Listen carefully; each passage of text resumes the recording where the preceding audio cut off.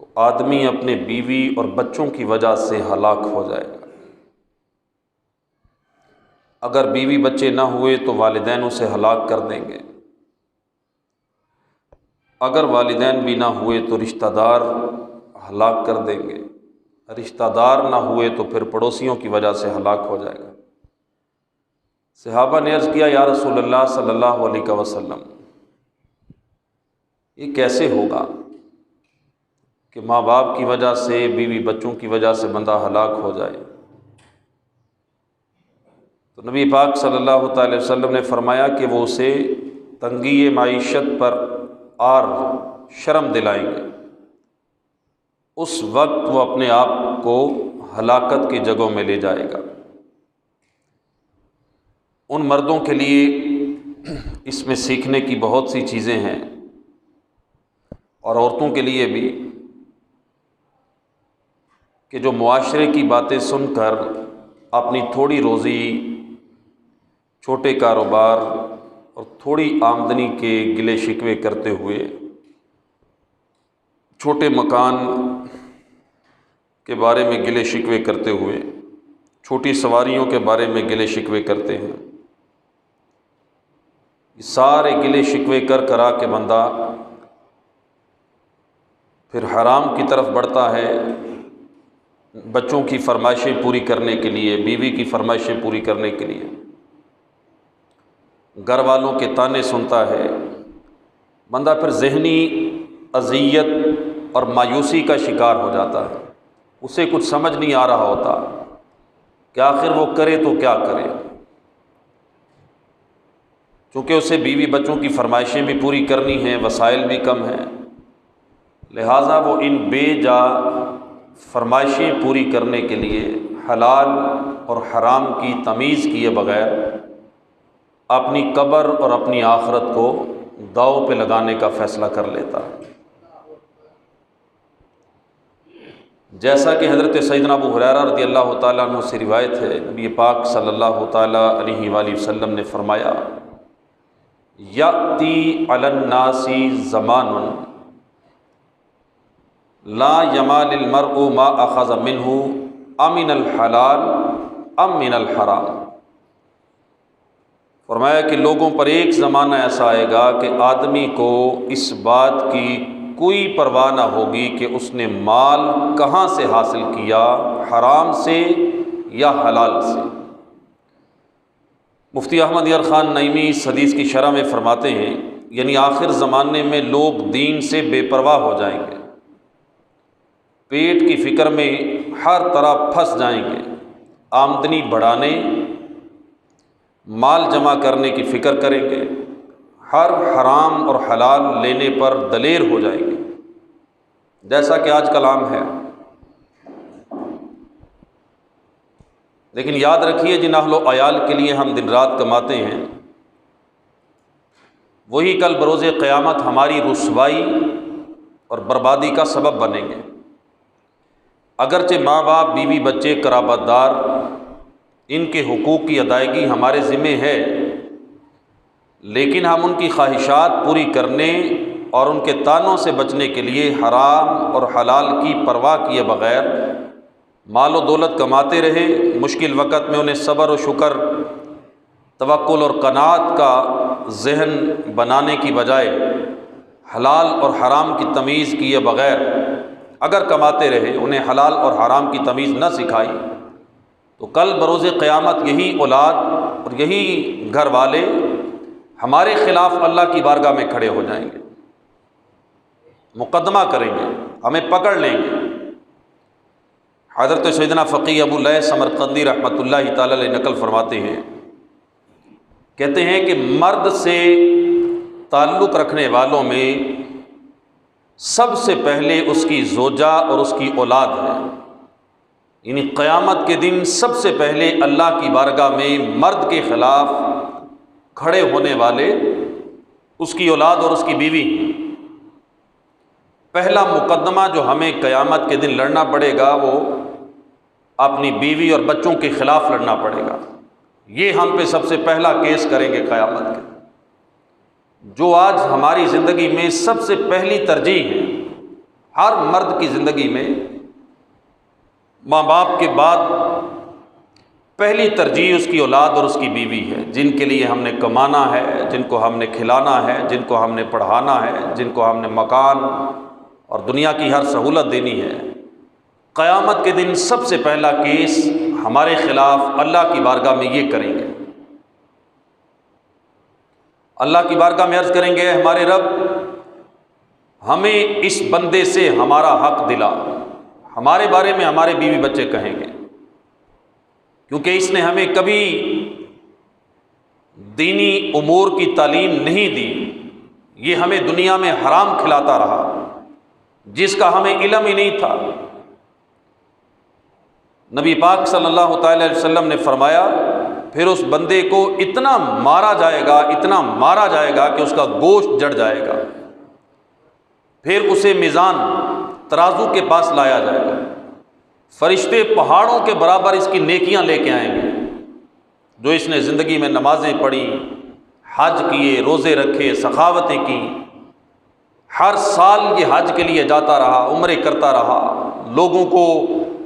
لوگوں کی مدد کرتا رہا، خیر خواہی کرتا رہا، اپنا مال اللہ کی راہ میں خرچ کرتا رہا، پہاڑ جتنی نیکیاں،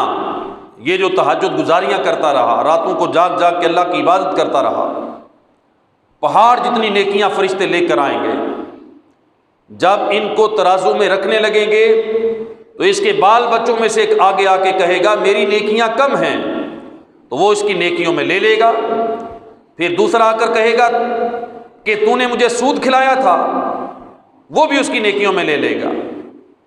اس طرح باری باری اس کے گھر والے آئیں گے اور آ کے اس مرد سے کہیں گے کہ تو نے دنیا میں ہمارے ساتھ یہ کیا وہ کیا، سارے اس کی نیکیاں لے جائیں گے۔ وہ بندہ اپنے اہل و عیال کی طرف سے رنج اور مایوسی سے دیکھ کر کہے گا اب میری گردن پر وہ گناہ رہ گئے ہیں جو میں نے تمہارے لیے کیے تھے۔ مال کس کے لیے کمایا؟ بیوی بچوں کے لیے۔ حرام کام کس کے لیے کیے؟ بیوی بچوں کے لیے۔ سود خوری کے کاروبار، رشوت، لین دین، دھوکہ، فراڈ جن کے لیے کیا دنیا میں، یہی قیامت کے دن بندے کی نیکیاں لے گئے۔ اب یہ کہے گا کہ میرے اوپر تو بس وہ گناہ رہ گئے جو میں نے تمہارے لیے کیے تھے۔ فرشتے کہیں گے یہ وہ بد نصیب انسان ہے جس کی نیکیاں اس کے گھر والے لے گئے اور یہ گھر والوں کی وجہ سے جہنم میں جانے کا حقدار بن گیا۔ تو غور کیجئے اس بندے کی بد نصیبی کا کیا عالم ہوگا جس نے دنیا میں نیکیاں بھی کی، نمازیں بھی پڑھی، روزے بھی رکھے، عبادتیں بھی کی، ریاضتیں بھی کی، راتوں کو جاگتا بھی رہا، مسجدوں میں ڈیرے بھی لگائے، بس یہ کہ وہ اپنے گھر والوں کو حلال حرام کی تمیز نہیں سکھا سکا، وہ اپنے بیوی بچوں کی دینی تربیت نہیں کر سکا، تو اس کے گھر والے قیامت کے دن اس کی نیکیاں لے جائیں گے اور یہ کنگال ہو جائے گا۔ لہذا موقع ابھی ہے، موقع کو غنیمت جانتے ہوئے خواب غفلت سے بیدار ہو جائیے، اللہ اور اس کے پیارے حبیب صلی اللہ تعالی وسلم کی فرما برداری کرتے ہوئے اپنی اولاد اور جتنے لوگ ہماری کفالت میں ہیں ان کی دنیاوی تعلیم اور تربیت پر توجہ دینے کی بجائے ان کی جتنی ہو سکتی ہے دینی تعلیم اور تربیت پر توجہ دی جائے۔ ان کو حلال اور حرام کی تمیز سکھانا ہمارا سب سے پہلا فرض ہے۔ ان کو نماز، روزہ، قرآن یہ چیزیں سکھانا ہمارا سب سے پہلا فرض ہے۔ یہ قیامت کے دن اللہ کی بارگاہ میں یہی مقدمہ پیش کریں گے کہ پروردگار اس بندے نے دنیا کے اندر ہمیں سب کچھ سکھایا لیکن نہیں سکھایا تو تیرا دین نہیں سکھایا۔ یہ تو قیامت کا منظر ہے۔ یہ نظارے تو ہمیں دنیا میں بھی دیکھنے کو ملتے ہی ہیں کہ جس باپ نے ساری زندگی حلال حرام کی پرواہ کیے بغیر جس اولاد کو پال پوس کر بڑا کیا، جس کو جوان کیا، جس کی خاطر اس نے خون پسینہ بہایا، جس کی خاطر اس نے مزدوریاں کی، جس کی خاطر اس نے دن رات ایک کر دیے، جس کی خاطر اس نے اپنے بال سفید کر لیے، جس کی خاطر اس نے اپنی کمر دوری کر لی، صرف یہ کہ اس کی دنیا بہتر ہو جائے، یہ دنیاوی طور پر کسی منصب پر پہنچ جائے، یہ دنیاوی اعتبار سے کوئی بہت بڑی ڈگری لے کر کسی بہت بڑی پوسٹ پر پہنچ جائے، باپ ساری زندگی یہ کوششیں کرتا رہا، سارے نظارے آپ کے سامنے ہیں، پھر وہی اولاد جس کے لیے باپ نے اپنی زندگی داؤ پہ لگائی، اپنی جوانی گال دی، بڑھاپے کے قریب آن پہنچا یا بوڑھا ہو گیا، آج وہ اولاد جس کو اس نے دنیا کے ہر اچھے سے اچھے گر سکھائے، تعلیم دی، دنیاوی تربیت کی، پیسہ کمانے کا طریقہ سکھایا، آج جب وہ اولاد جوان ہوتی ہے، پھر اسی باپ کو اس اولاد سے ہزار شکوے ہیں، ہزار شکایتیں ہیں، پھر وہی باپ اپنی اولاد کی وجہ سے پریشان ہے،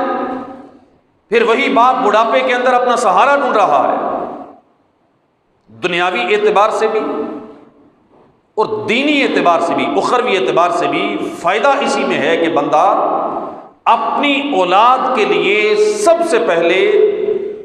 دینی تربیت اور دینی تعلیم کا اہتمام کرے، جس سے آج ہم غافل ہیں۔ دنیاوی طور پہ آپ جتنا بھی اپنی اولاد کو سکھا لیں، پڑھا لیں،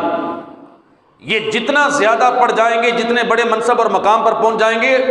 دنیا کے اندر ان کی اتنی زیادہ عزت بڑھے گی، معاشرے میں مقام و مرتبہ بڑھے گا۔ اور یہ دنیا کا اصول ہے، جس اولاد کا مقام و منصب بڑھتا چلا جاتا ہے، اس کے لیے اپنے والدین کے لیے وقت اس کے پاس کم ہوتا چلا جاتا ہے، وہ اپنے حقوق ادا کرنے سے معذور ہوتا چلا جاتا ہے، مجبور ہوتا چلا جاتا ہے، اور دنیا میں کما کے، دنیا میں اپنا نام پیدا کر کے، اس چھوٹی سی زندگی میں اگر اس نے اپنا کوئی بھلا کر بھی لیا یا آپ کا کوئی بھلا کر بھی لیا، تو پھر مرنے کے بعد تو ایک لمبی زندگی ہے، ایک طویل زندگی ہے، اس کے بارے میں آپ نے کیا پلان کیا ہے، کیا سوچا ہے کہ اس میں جا کے ہماری اولاد ہمارے لیے کیا کرے گی؟ ہم مر کے قبر کے نیچے چلے گئے، پھر ہماری اولاد ہمارے لیے کیا کرے گی؟ ہمیں اگر قیامت کے دن پھنس گئے تو ہماری اولاد کیا ہمیں بچائے گی؟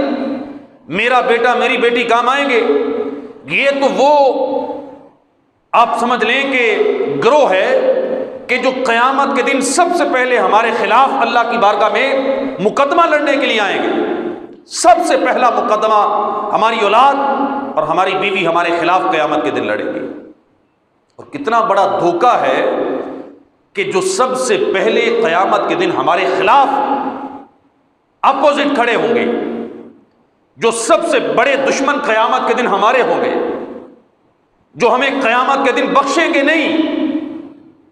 جو قیامت کے دن ہم پہ ترس نہیں کھائیں گے۔ کتنا حوصلہ ہے اس اولاد کا کہ باپ اس کے سامنے جہنم میں جا رہا ہوگا اور اولاد اپنی نیکیاں باپ کی نیکیوں سے اٹھا کے لے جائے گی کہ مجھے اتنی حاجت ہے، میں جنت میں چلا جاؤں، اسے جہنم میں پھینکنا ہے تو پھینک دیا جائے۔ کتنی بڑی بدنصیبی ہے اس باپ کی کہ جس کے مقابلے میں قیامت کے دن اسی کی اولاد آ کے کھڑی ہو کے کہے مجھے میرا حق اس بندے سے دلوایا جائے۔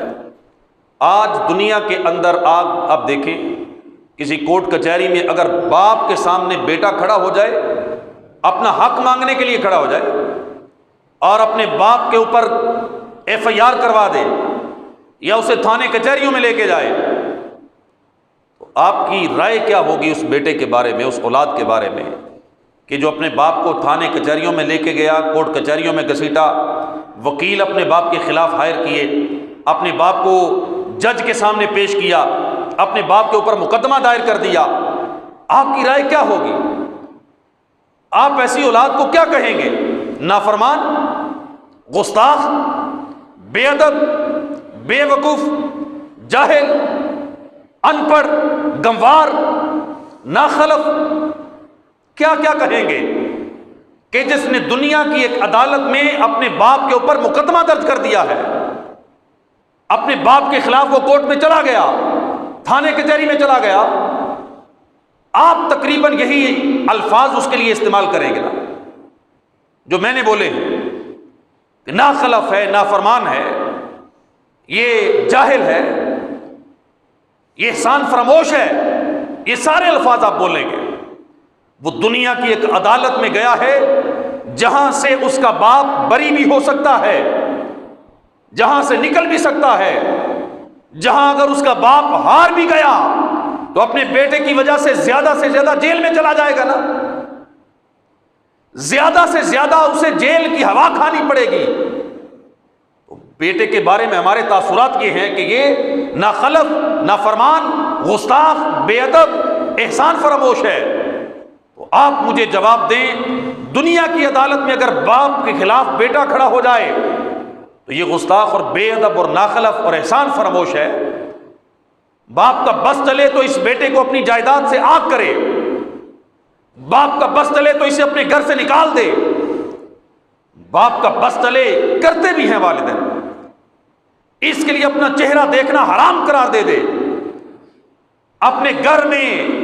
اپنی بیوی کو کہہ دے کہ یہ میرے گھر میں نہ آئے، نہ تجھ سے ملے، آگ کر دے گا، نہ نکال دے گا،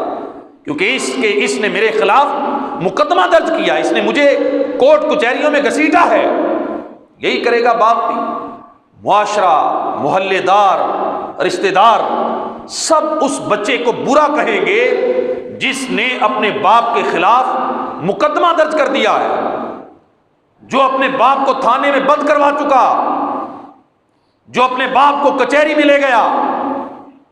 جو اپنے باپ کو جیل کا راستہ دکھا رہا ہے، اب سب اسے برا کہیں گے، بری اولاد کہیں گے۔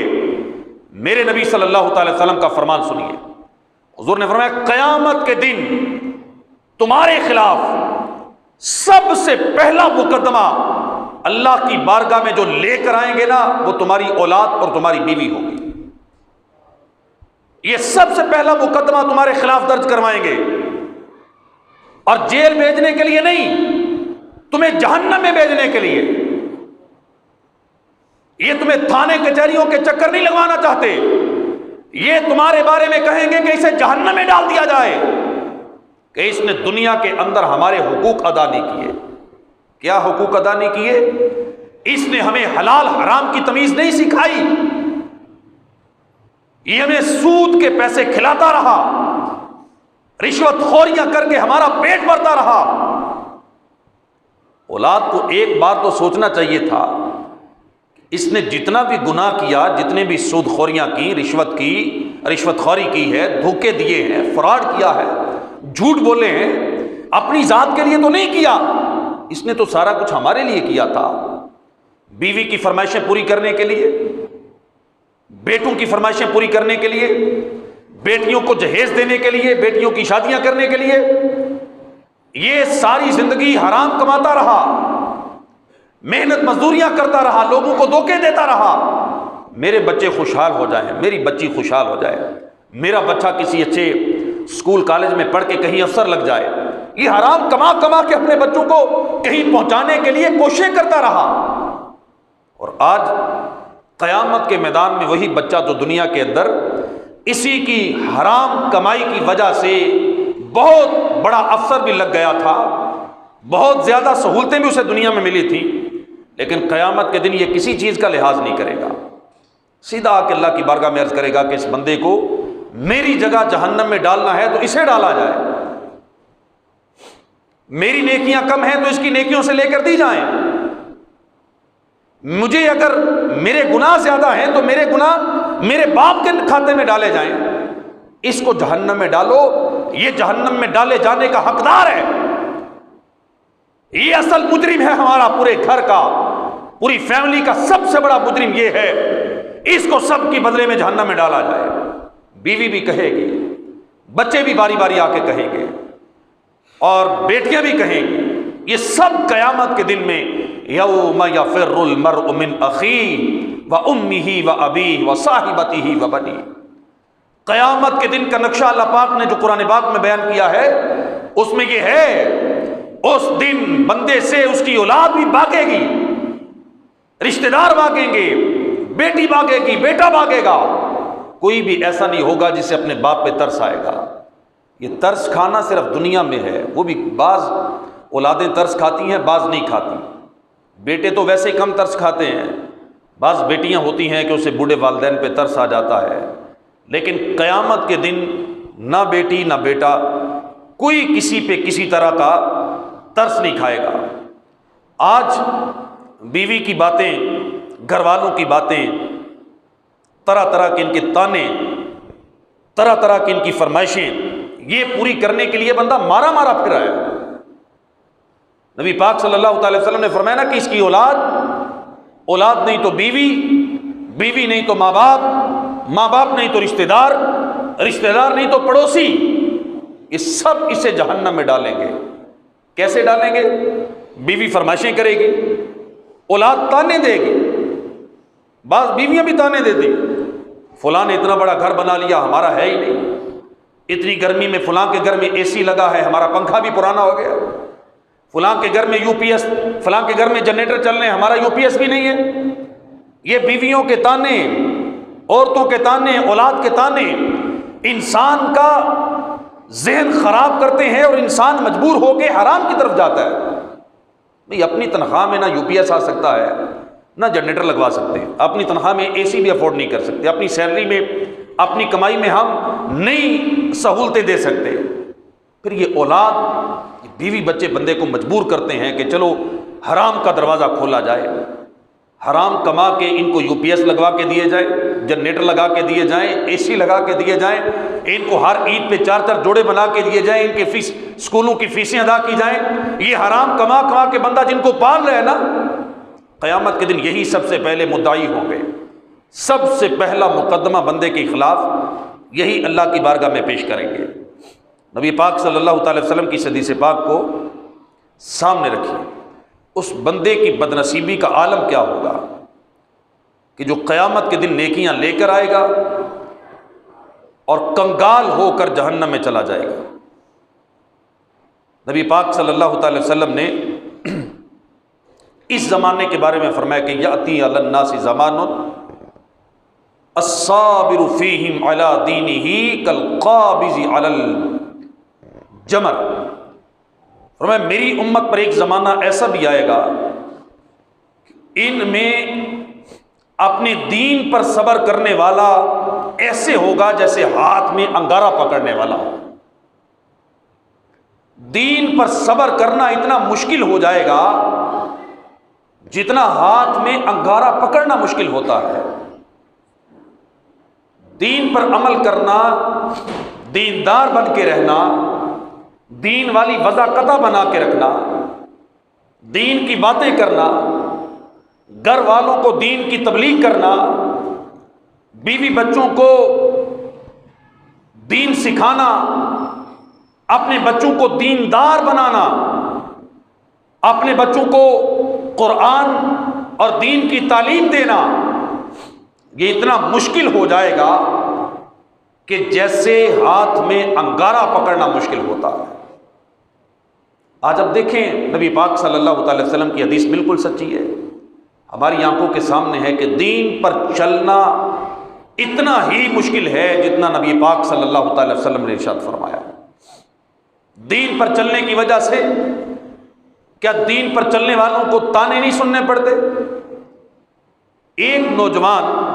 کلین شیوڈ ہو، وہ جب نیت کر لیتا ہے کہ میں ایک مٹھی داڑھی رکھوں گا، جب وہ ایک مٹھی داڑھی رکھتا ہے تو کیا اسے اپنے یار دوستوں سے، فیملی سے، اپنے رشتہ داروں سے تانے نہیں سننے پڑتے؟ باتیں نہیں سننی پڑتی؟ ایک فیملی ہے کہ جہاں ہر بچہ مہنگے سے مہنگے اسکول میں تعلیم حاصل کر رہا ہے، وہاں آپ اٹھیں اور اپنے بیٹے کو اٹھا کے مدرسے کی چٹائیوں پہ بٹھا دیں اور قرآن پاک حفظ کرنے پہ لگا دیں، عالم دین بنانے کے لیے بٹھائیں مسجد کے اندر، تو کیا آپ کے بھائی آپ کو آ کے کہیں گے نہیں کہ تیرا دماغ خراب ہو گیا،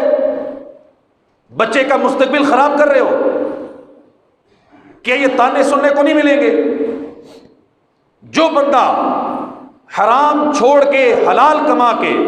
اپنے گھر میں لے کے آئے اور گھر والوں کو سہولتیں نہ دے سکے،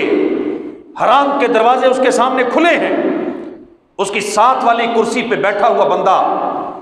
جس کی سیلری سے زیادہ روزانہ حرام کی انکم ہے، وہ ساتھ والے کو سمجھاتا نہیں کہ تیرا دماغ خراب ہو گیا، کہ تو کیوں حرام والوں کو منع کرتا ہے، آنے والوں کو کیوں منع کرتا ہے؟ یہ تانے، یہ فرمائشیں اس طرح کی باتیں کہ انسان کے ذہن کو خراب کرتی ہیں. نبی پاک صلی اللہ تعالی وسلم نے اسی حدیث پاک میں ارشاد فرمایا، اور مفتی صاحب اس حدیث کی شرح میں لکھتے ہیں کہ یہ زمانہ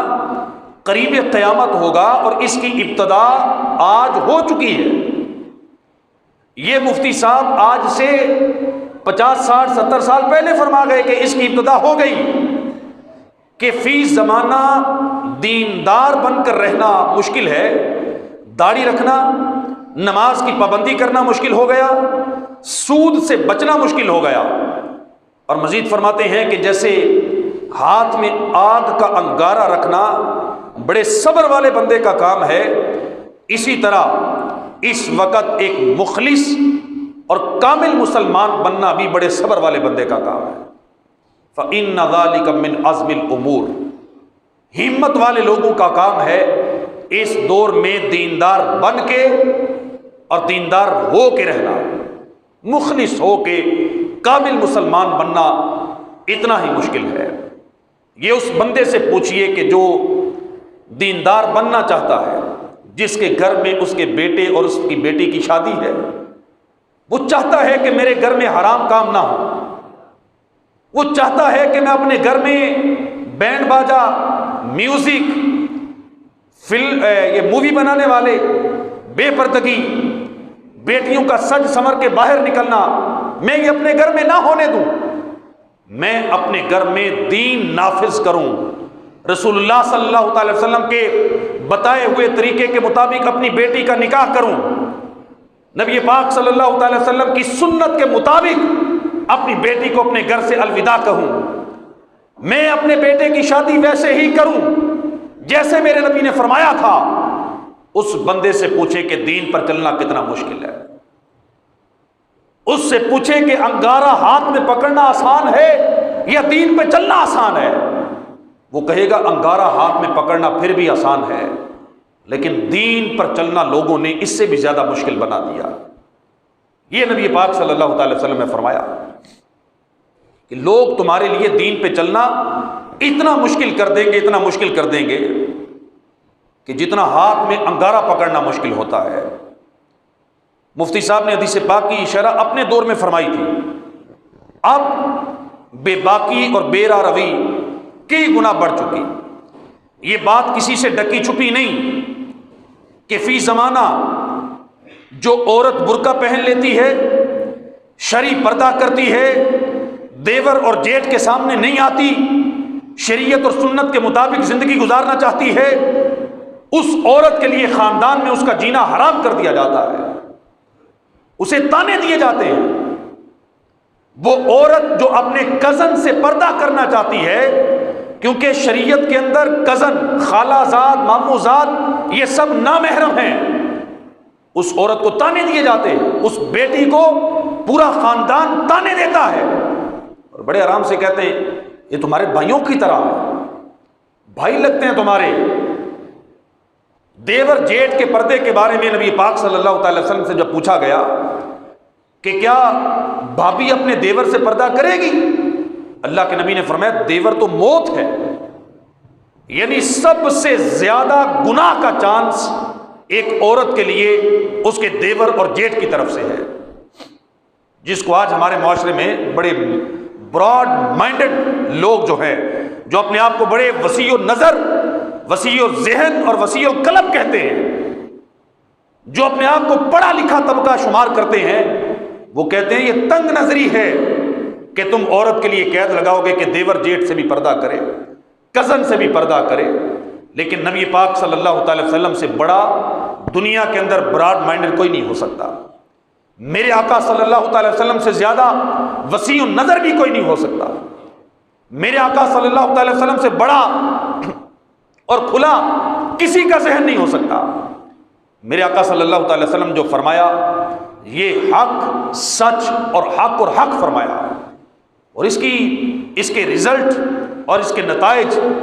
یہ جو پڑھے لکھے اور براڈ مائنڈڈ لوگوں کا نظریہ ہے نا کہ تھوڑا ذہن وسیع کرو، اپنے ذہن کو کھولو، دل و دماغ کے تھالے کھولو، ان کے اس سوچ کا نتیجہ ہمارے سامنے ہے. گھروں کے اندر بد اعتمادیاں جو پیدا ہوئی، طلاق کا ریشو جو بڑھا، شوہر اپنی بیوی سے مطمئن نہیں، بیوی اپنے شوہر سے مطمئن نہیں ہے. یہ کیوں ہوا؟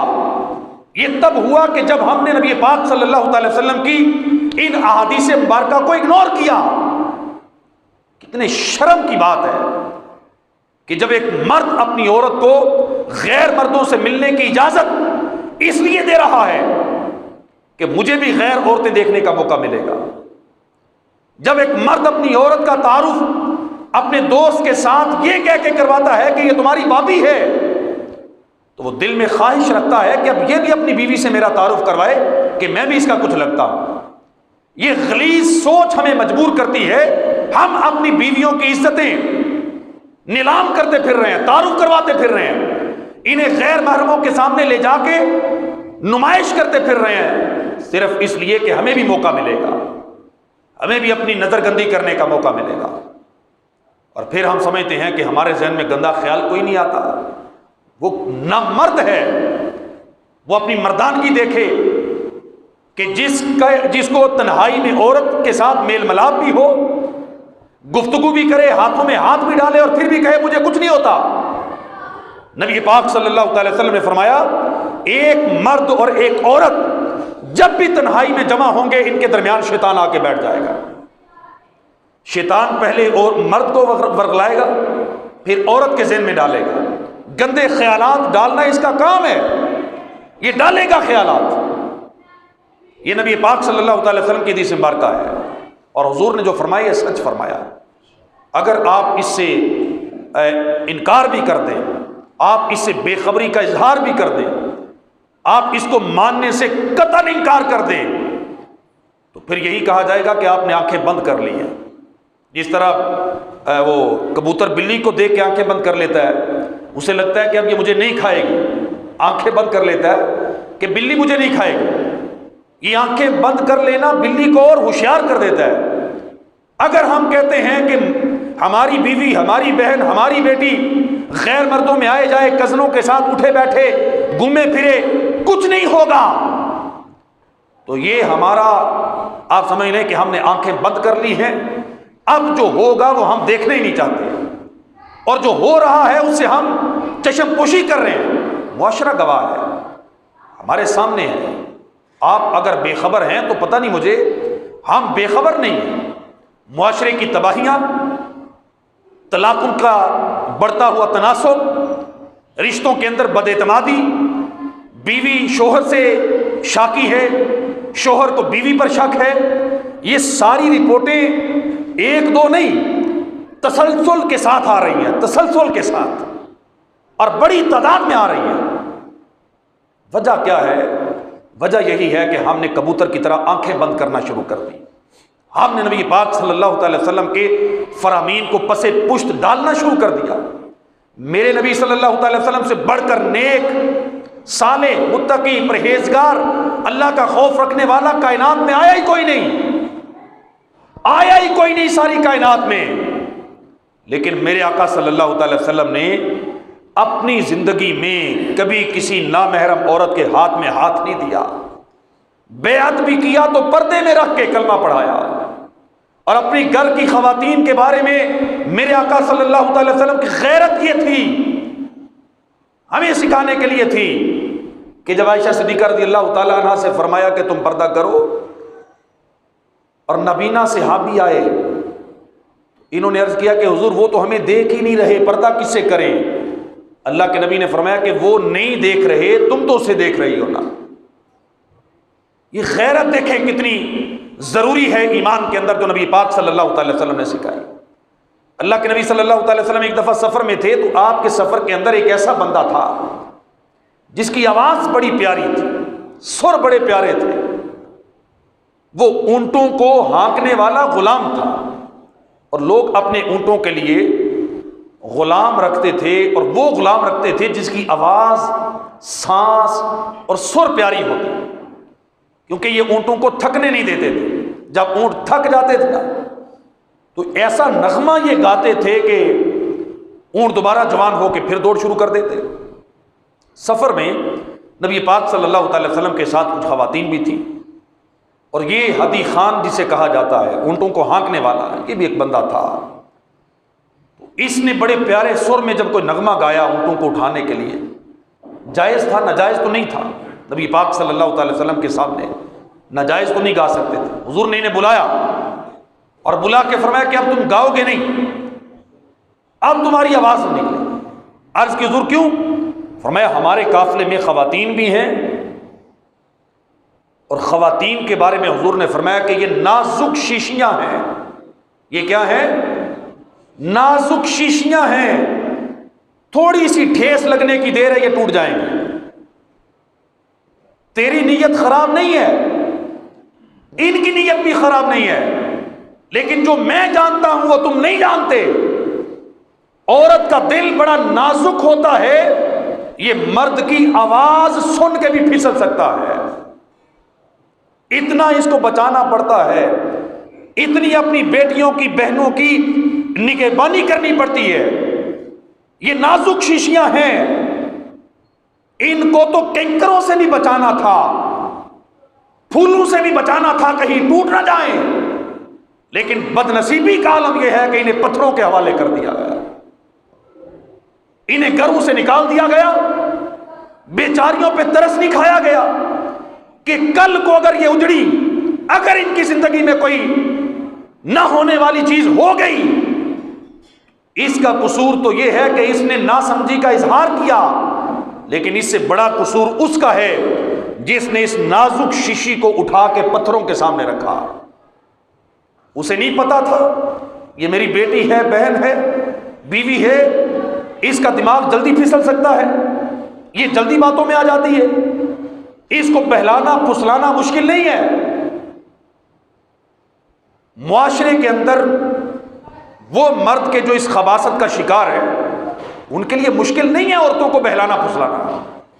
ٹیلی فون کا دور ہے، موبائل کا دور ہے، نیٹ کا دور ہے، اب تو اور زیادہ آسان ہو گیا۔ یہی مرد جو نیک پارسا شریف بن کے ایک عورت کو بہلاتا پھسلاتا ہے، اس کی منزل ایک ہی ہے کہ عورتوں کی زندگیاں برباد کر کے آگے کی طرف سفر کرنا۔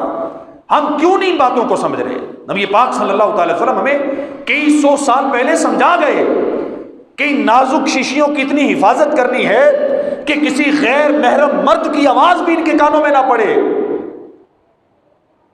کہ یہ اس کی طرف متوجہ ہو جائیں گے، یہ اس کی طرف مائل نہ ہو جائیں۔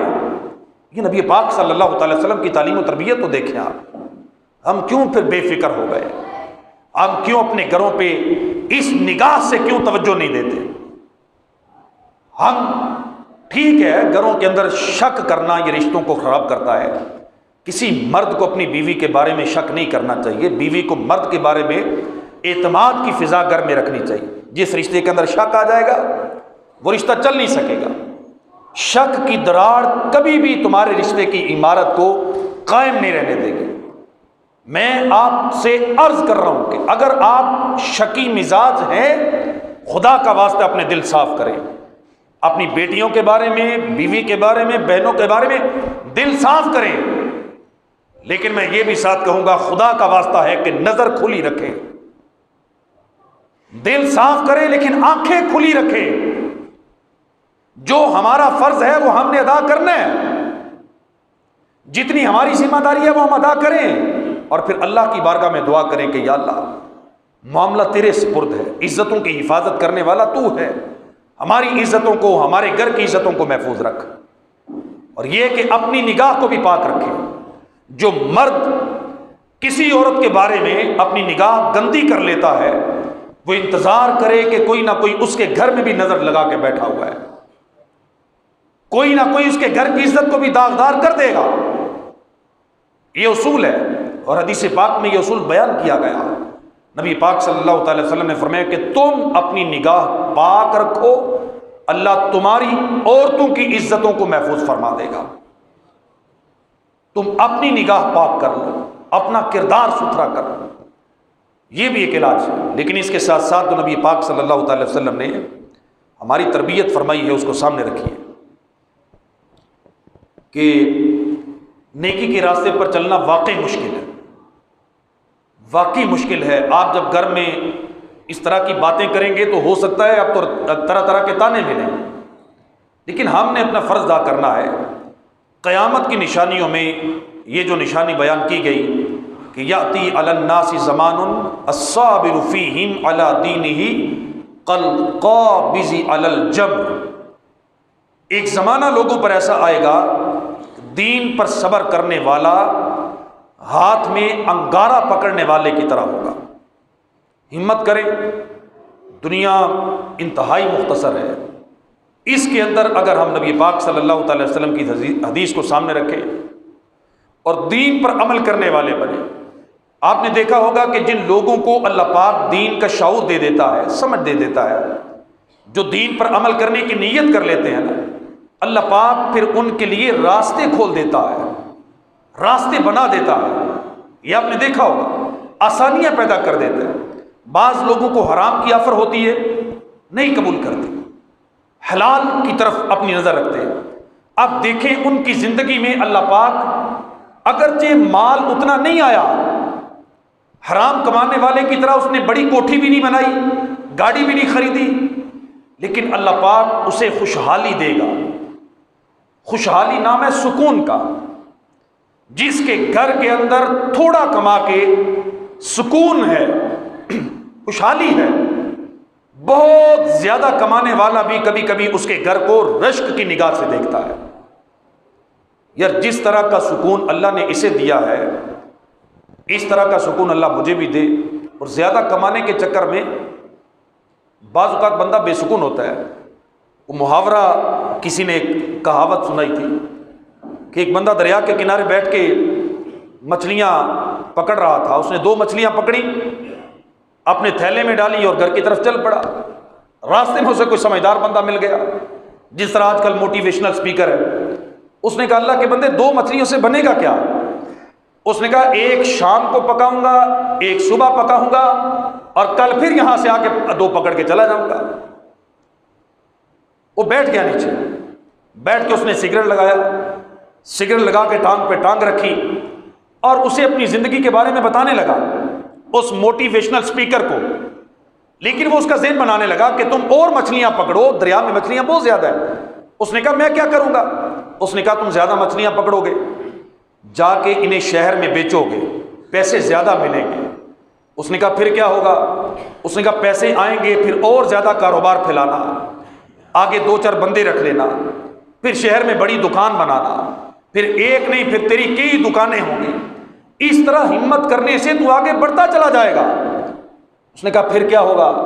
اس نے کہا پھر تو ایک خوبصورت گھر بنانا، وہاں پہ تو اور تیری بیوی رہیں گے، بچے رہیں گے۔ پھر کیا ہوگا؟ اس نے کہا پھر اس گھر کے لان میں بیٹھ کے تو سگریٹ سلگانا اور ٹانگ پہ ٹانگ رکھ کے سگریٹ پیے گا تو مزہ نہیں آئے گا۔ تو اس مچھلیاں پکڑنے والے نے کہا کہ اللہ کے بندے، جو کام تو اتنے سالوں کے بعد مجھ سے کروانا چاہتا ہے وہ آج میں یہاں بیٹھ کے کر تو رہا ہوں۔ میں بڑے سکون میں بیٹھ کے سگریٹ تو پی رہا ہوں، پریشانی بھی کوئی نہیں، ٹینشن بھی کوئی نہیں، اور تو چاہتا ہے میں ساری زندگی اپنی لگانے کے بعد پھر یہیں آؤں، تو مجھے یہی رہنے دینا سکون میں۔ یہ اللہ رب العزت کی تقسیم ہے۔ بعض لوگوں کو اللہ پاک تھوڑا مال دے کے سکون دے دیتا ہے، اور بعضوں کو اللہ پاک بہت زیادہ مال دے کے بے سکونی دے دیتا ہے۔ تو ہم نے اللہ تعالیٰ سے سوال کرنا ہے کہ یا اللہ ہمیں جتنا ہماری قسمت میں ہے وہ دے، لیکن اس کے ساتھ ہمیں